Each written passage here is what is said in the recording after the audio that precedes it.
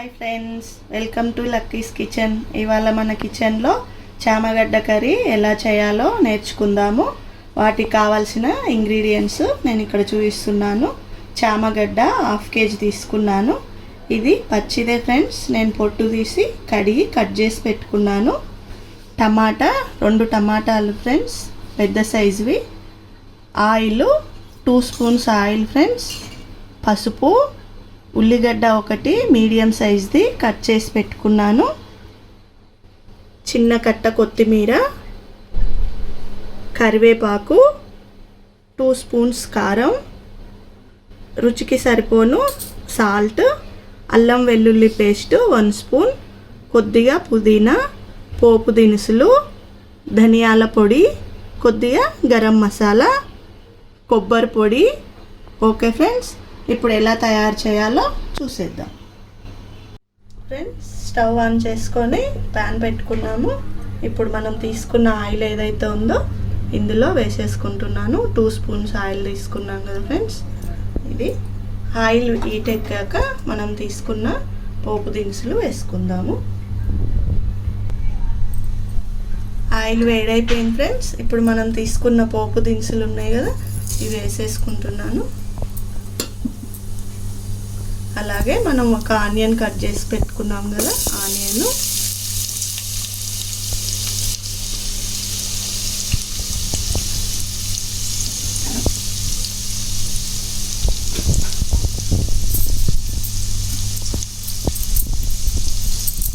కరివేపాకు,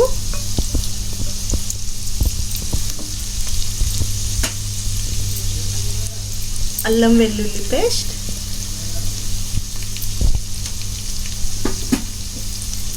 ఇది మంచిగా ఫ్రై కావాలి ఫ్రెండ్స్. కొద్దిగా కలర్ వచ్చాక పసుపు వేసుకుందాము ఫ్రెండ్స్. కొంచెం మంచి కలర్ వచ్చింది కదా ఫ్రెండ్స్. ఇప్పుడు మనము పసుపు వేసుకుందాము. 1 స్పూన్ పసుపు వేసుకొని మనం కట్ చేసి పెట్టుకున్న ఈ చామగడ్డలు ఉన్నాయి కదా ఫ్రెండ్స్, ముక్కలు ఇందులో వేసేస్తున్నాను.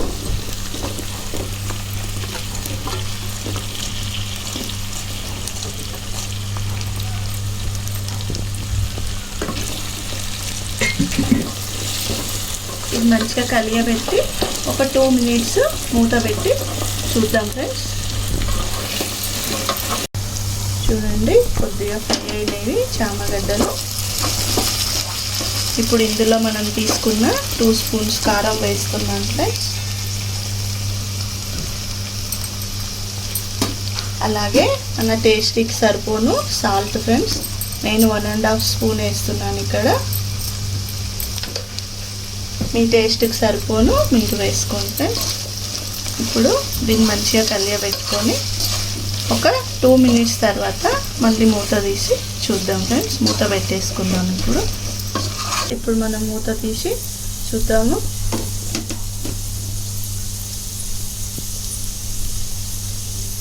చూడండి ఫ్రెండ్స్, మంచిగా కుక్ అయింది. ఇది అంటే మొత్తం కుక్ కాలే ఫ్రెండ్స్, ఇది హాఫ్ బాయిల్ అయిపోయింది. ఇప్పుడు మనం తీసుకున్న 2 టమాటాలు ఉన్నాయి కదా ఫ్రెండ్స్, కట్ చేసి పెట్టుకున్నాయి, ఇందులో వేసేసుకుంటున్నాను. మళ్ళీ ఒకసారి కలియబెట్టుకొని ఒక 2 మినిట్స్ అయితే టమాటా మగ్గిపోతుంది ఫ్రెండ్స్.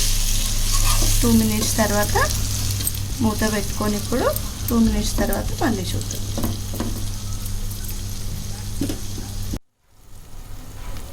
ఫ్రెండ్స్, 2 మినిట్స్ అయింది, మూత తీసాను ఫ్రెండ్స్. చూడండి, మంచిగా బాయిల్ అయిపోయింది కర్రీ అంతా. ఆయిల్ కూడా మంచిగా పైకి వచ్చింది.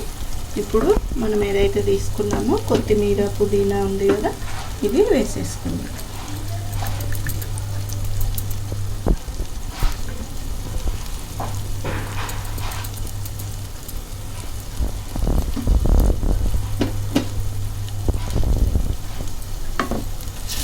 ఓకే ఫ్రెండ్స్, కర్రీ మంచిగా అయిపోయింది ఫ్రెండ్స్. ఇప్పుడు మనము స్టవ్ బంద్ చేసుకోవడమే. ఇది ఇప్పుడు రైస్తో కానీ రోటీస్తో కానీ తినడానికి రెడీ అయిపోయింది ఫ్రెండ్స్ మనకి. ఎంతో టేస్టీ చామగడ్డ కర్రీ రెడీ అయిపోయింది ఫ్రెండ్స్. ఈ వీడియో కనుక మీకు నచ్చినట్టయితే లైక్ చేయండి, షేర్ చేయండి, సబ్స్క్రైబ్ చేయండి, పక్కనున్న బెల్ ఐకాన్ని క్లిక్ చేయడం మర్చిపోకండి.